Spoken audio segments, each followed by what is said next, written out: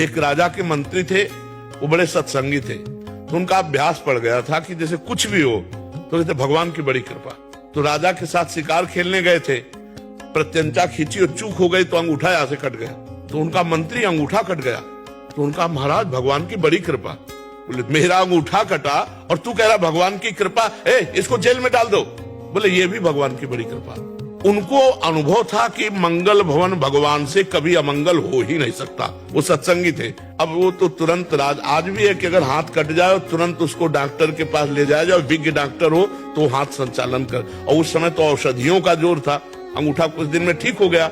फिर शिकार खेलने गए तो कुछ सैनिक संग थे, मंत्री तो जेल में थे, तो सैनिक पीछे रह गए, उनका घोड़ा आगे बढ़ गया। तो दूसरी सीमा में एक मनुष्य को ढूंढा जा रहा था नरबली देने के लिए।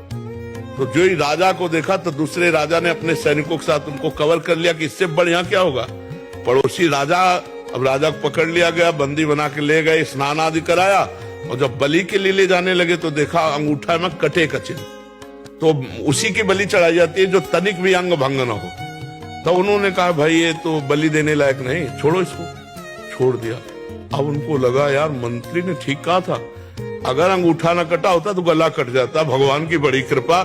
लेकिन मंत्री जेल में सड़ रहा है, मंत्री पद से हटकर जब उसको जेल में डाला तो उसने कहा बड़ी कृपा। अब गए सीधे मंत्री को बुलाया और कहा भाई हमारा अंगूठा अगर ना कटा होता तो गला कट जाता, पूरी बात बताई, लेकिन तुम जेल में सड़ रहे हो, ये कौन सी तुम्हारी कृपा। बोले महाराज मैं मंत्री हूं, सैनिक कहीं भी पीछे रह जाते मेरा घोड़ा आपके साथ होता, और आप बंदी बनाए जाते मैं बनाया।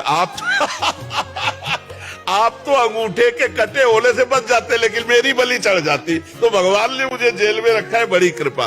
तो अगर हम वास्तविक विश्वास करें तो भगवान जो करते हैं उसमें कृपा ही है, पक्का कृपा है, उसमें हम संशय न करें, भगवान के भरोसे रहे, नाम जप करें।